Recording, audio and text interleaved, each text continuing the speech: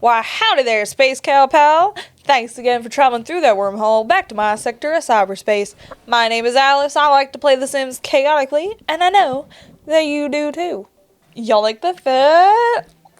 It's stressing me out, to be honest. I do not enjoy dressing up, but I feel like I have to, you know what I mean? Like, it's... Anyway. Today we are finally finishing up that Western WooHouse. That is an establishment for transactional woohoo with cowboy aliens. This is the third and final part of the first build in my hashtag build buffet, where I'm prepping a save for the occult baby challenge. Because I'm a thirsty and I don't like making decisions. Okay? Period! I deserve better options than in-game. Y'all really out here expecting me to be messing around with, like, who? Caleb? Brother, Anyway, today I've narrated the final part of this build, which is the upstairs apartment, including 3 bedrooms for our Scarlet lads and some secret spaces. So saddle up, y'all. Let's get into it.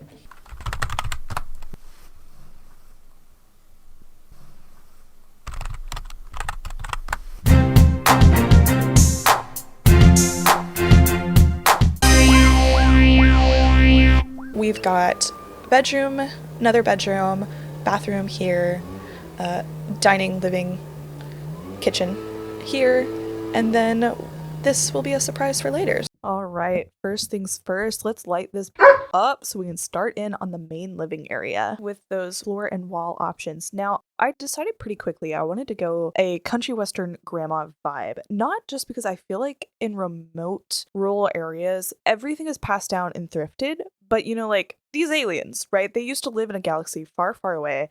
So it might take a couple light years for TV signals to broadcast across galaxies. I'm just saying, like, they are still watching the original runs of MASH.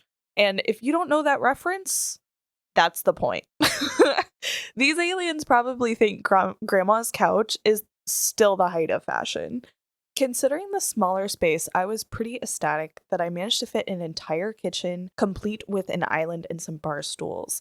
I've learned lately to remind myself that I can do a lot more with fewer tiles than I think. It just takes some good planning. And if you want to see what I mean, I would really encourage you to try...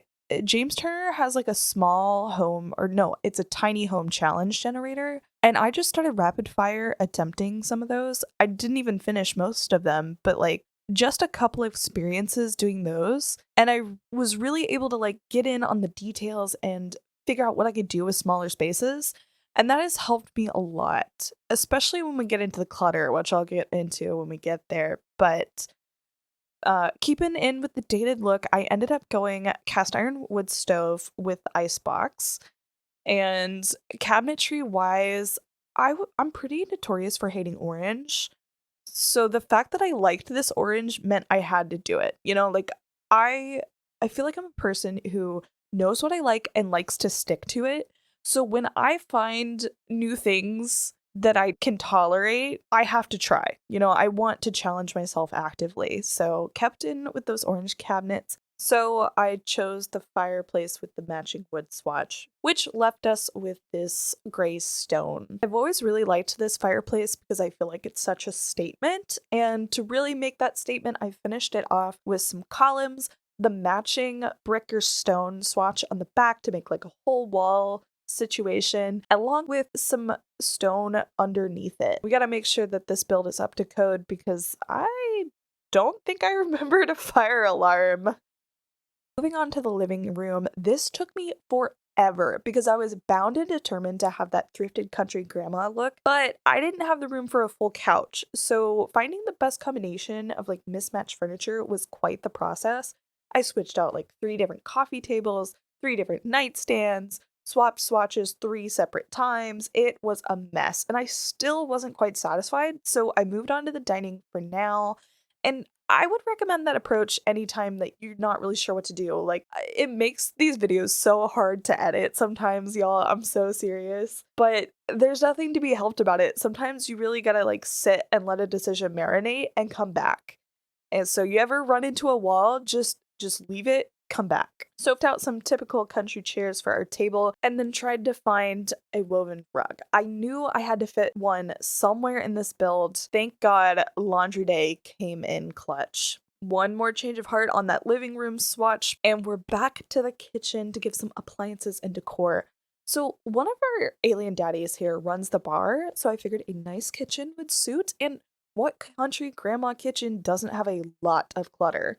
I will say another thing that focusing on small spaces has gifted me is the patience to clutter. A lot of the times I want the detail that comes with cluttering, but I cannot be bothered. Partly because I feel like there's so many more decisions to be made until the build is finished that like getting sucked into all these tiny little details really puts me behind pace. And because I feel like it takes so long, so then I feel like I'm not getting it done fast enough. So doing clutter as like the last sweep sometimes, and also focusing on smaller spaces both helps my patience last enough to find that balance between getting enough clutter and not getting sucked into every tiny little detail. Almost like my patience lasts longer when I have less to do. Who would have thought? Speaking of, I was absolutely ecstatic to find out that this plant comes in an alien swatch. If you didn't know, there's actually a lot of items that will have a swatch relating to themes in The Sims, such as aliens, bears, cow plants, the works. Wish I had a better repertoire of alien items for this build, but I'm sure it won't be the last time that I build for an alien occult situation. Probably could have found a room in the gallery with all the alien items, now that I think about it. Pro tip, if you weren't aware, people commonly will gather objects in gallery rooms for quick access, so if you're lost in the sauce in the catalog, try the gallery. Anyway, we finished up here with the money trash can because the country barrel didn't fit and the touch of futurism was fitting for aliens. I like to think our extraterrestrial beings find it important to recycle. Now, speaking of alien decor, y'all didn't think I was gonna miss out on the UFO light, did you? Hell no, right in center, right in that red, white, and blue to boot.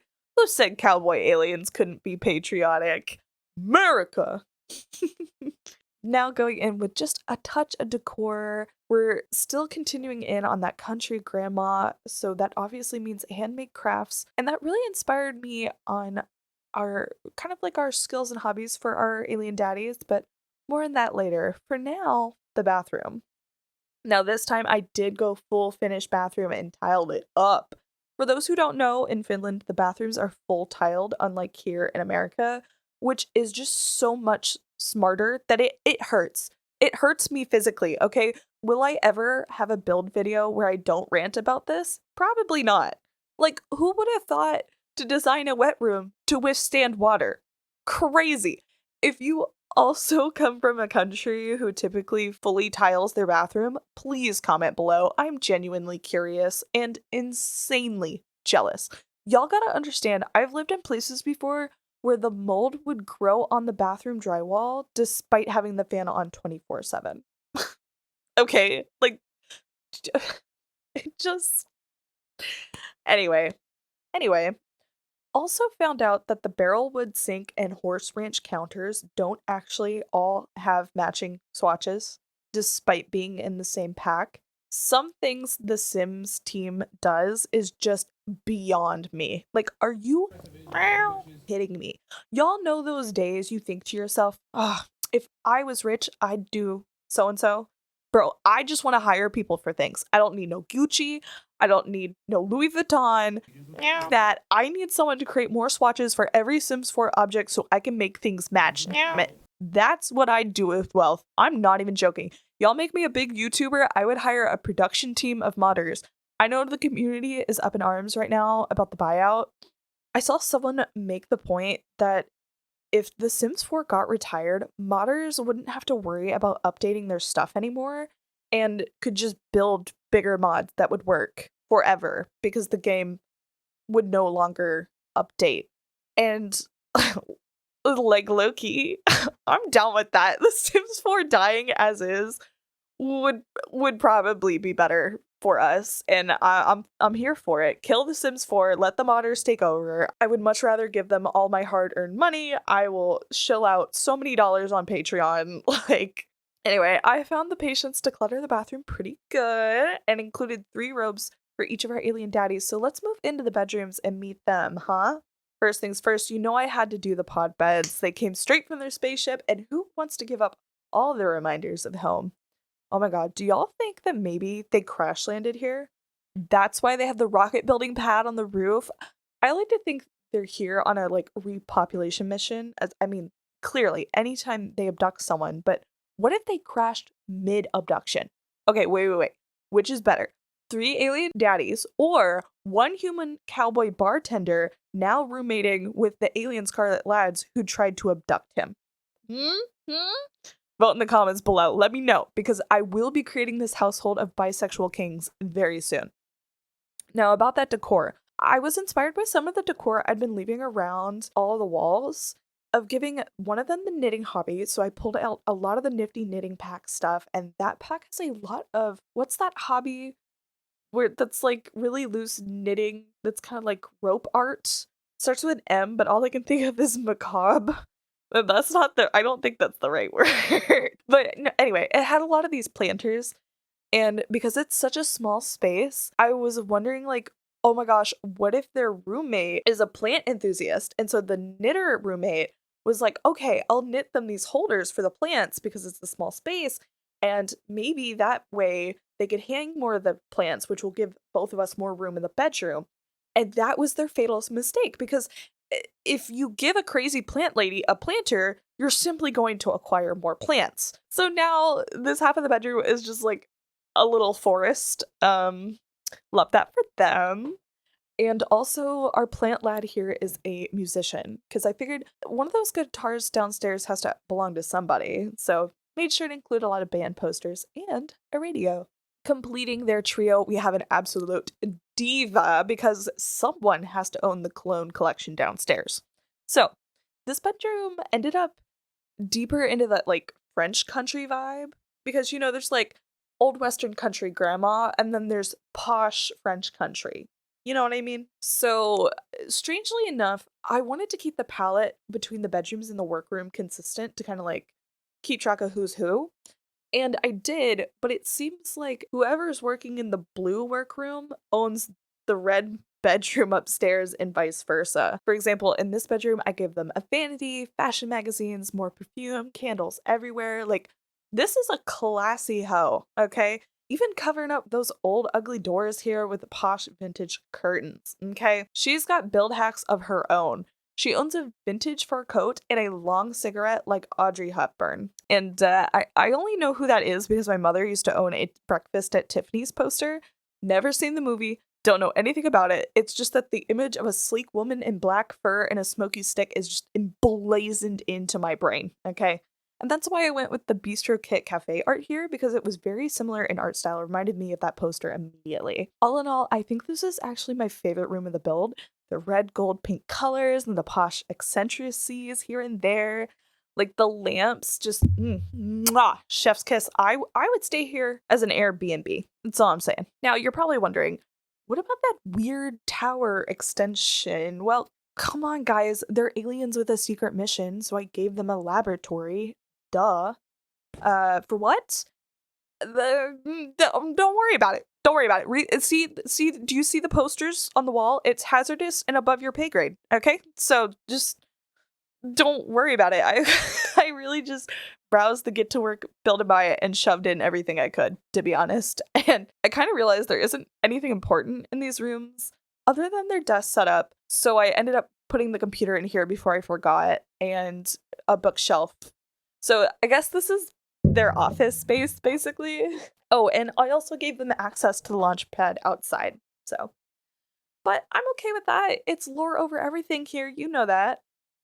Let me know in the comments what you think they're getting up to in here.